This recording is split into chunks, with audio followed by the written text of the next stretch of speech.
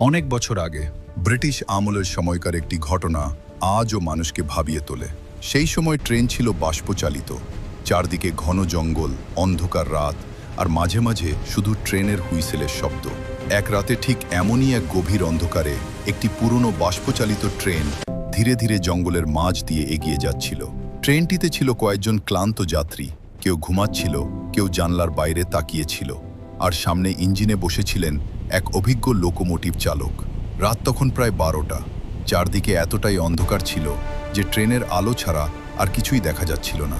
হঠাৎ করে চালকের চোখে পড়ল রেল লাইনের ঠিক মাঝখানে একজন মানুষ দাঁড়িয়ে আছে। লোকটা সাদা কাপড় পরেছিল, মাথা নিচু করে একদম স্থির দাঁড়িয়ে। চালক ভয়ে আর অবাক হয়ে তৎক্ষণাৎ হুইসেল বাজালেন, তারপর জোরে ব্রেক চাপলেন। কিন্তু আশ্চর্যের ব্যাপার হলো, ট্রেন থামার আগেই সেই লোকটা এক মুহূর্তে অদৃশ্য হয়ে গেল। চালক অবাক হয়ে গেলেন। তিনি ভাবলেন, হয়তো চোখের ভুল, অথবা রাতের অন্ধকারে ভুল দেখেছেন। ট্রেন আবার চলতে শুরু করলো, কিন্তু কিছু দূর যেতেই হঠাৎ ইঞ্জিন কাঁপতে কাঁপতে নিজে থেকেই থেমে গেল। চালক অনেক চেষ্টা করলেন, লিভার টানলেন, কয়লা দিলেন, কিন্তু ইঞ্জিন আর চালু হলো না। এবার যাত্রীরা চিন্তিত হয়ে পড়ল। সবাই ট্রেন থেকে নেমে সামনে গিয়ে দেখল এক ভয়ঙ্কর দৃশ্য। ট্রেনের সামনে রেল লাইনটা সম্পূর্ণ ভেঙে গেছে।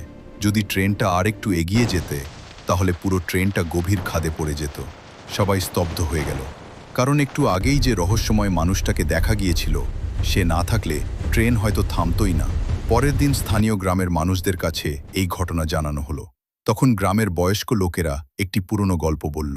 অনেক বছর আগে ঠিক ওই জায়গাতেই এক রেলকর্মী কাজ করার সময় দুর্ঘটনায় মারা গিয়েছিল। সে নাকি শেষ মুহূর্ত পর্যন্ত ট্রেন থামানোর চেষ্টা করেছিল। অনেকে বিশ্বাস করে সেই রেলকর্মীর আত্মাই নাকি আজও ওই জায়গায় ট্রেনকে বিপদ থেকে বাঁচায়। আজও নাকি অনেক ট্রেন চালক সেই জায়গা পার হওয়ার সময় অদ্ভুত অনুভূতি পান। কেউ কেউ বলেন, কখনো কখনো দূরে সাদা কাপড় পরা একজন মানুষকে দাঁড়িয়ে থাকতে দেখা যায়, যে মানুষটা হয়তো এখনও ট্রেনের যাত্রীদের প্রাণ বাঁচিয়ে চলেছে। এটা কি সত্যিই কোনো আত্মার কাজ, নাকি শুধুই কাকতালীয় ঘটনা? আপনি কি মনে করেন? মন্তব্যে অবশ্যই জানাবেন।